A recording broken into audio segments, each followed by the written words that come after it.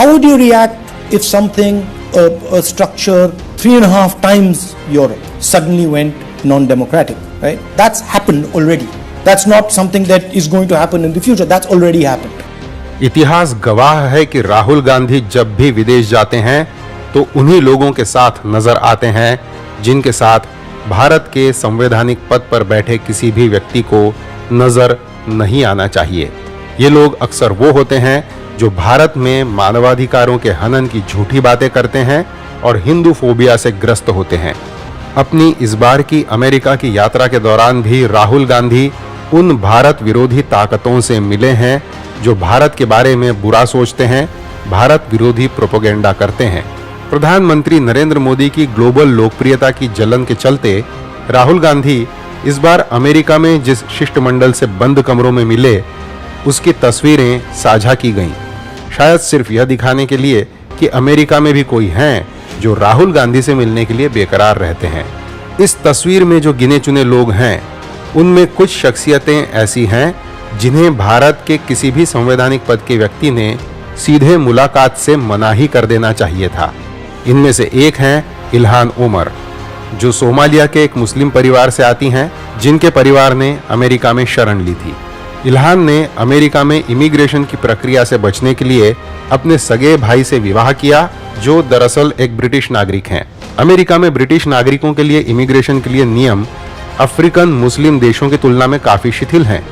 इसका फायदा उठाने के लिए इल्हान ओमर ने अपने भाई के साथ निकाह किया और गलत तरीके से वो सारे दस्तावेज तैयार किए जिससे उन्हें अमेरिकन नागरिकता मिलने में आसानी हो।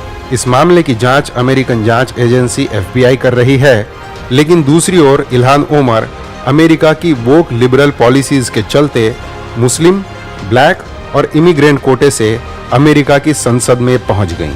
इल्हान इस पद का इस्तेमाल अफगानिस्तान और पाकिस्तान के आतंकवादी गुटों के लिए फंड जुटाने में करती हैं। उनकी गतिविधियां और बयान इतने विवादास्पद होते हैं कि उनकी पार्टी को ही कई बार शर्मिंदा होना पड़ता है।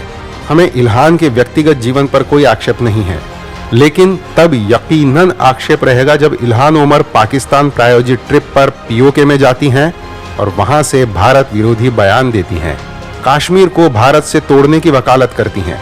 इल्हान ओमर पर हमारा आक्षेप तब और पुरजोर होगा जब वह बाकायदा अमेरिका की संसद में जून 2022 में भारत के खिलाफ एक प्रस्ताव रखती हैं कि भारत को दुनिया के उन देशों की सूची में डाला जाए जहां धार्मिक स्वतंत्रता की स्थिति चिंताजनक रूप से गंभीर है।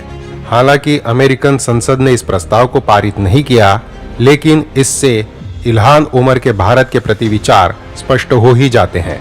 इल्हान ओमर पर हमारा आक्षेप तब भी बिल्कुल रहेगा जब वह अंतर्राष्ट्रीय मंचों से खालिस्तान मूवमेंट का समर्थन करती हैं और झूठ फैलाते हुए कहती हैं कि पंजाब में सिखों को आज़ादी नहीं है और वहां सिखों का दमन किया जा रहा है, उनके मानव अधिकारों का हनन किया जा रहा है। और हमें राहुल गांधी के साथ उनकी मुलाकात से भी तब यकीनन आक्षेप होगा जब राहुल गांधी स्वयं ही इल्हान ओमर के इन्हीं विचारों को विदेशों के मंचों पर दोहराकर भारत को बदनाम करते हैं। As a Sikh is going to be allowed to wear his turban in India, or he as a Sikh is going to be allowed to wear a kada in India, or he as a Sikh is going to be able to go to Gurdwara. That's what the fight is about. अब Ilhan Omar तो भारतीय नहीं है, इसलिए उनके भारत विरोधी विचारों पर कोई उपचार भी नहीं है। लेकिन राहुल गांधी न केवल भारतीय हैं बल्कि संसद में विपक्ष के नेता हैं। इसलिए जब राहुल गांधी इल्हान ओमर के बयानों को दोहराते हैं और राहुल के इन बयानों का समर्थन वो करते हैं जिन्हें भारत द्वारा आतंकवादी घोषित किया गया हो, तब इसे हल्के में नहीं लिया जा सकता। वैसे तो भारत जोड़ो के नाम पर राहुल गांधी वोट मांगने भारत में घूमते हैं, लेकिन उनकी हरकतों को देखते हुए उनकी अमेरिका की यात्रा को भारत तोड़ो यात्रा कहा जाना चाहिए। सवाल यह है कि आखिर राहुल गांधी को भारत विरोधी ताकतों से इतना लगाव क्यों है?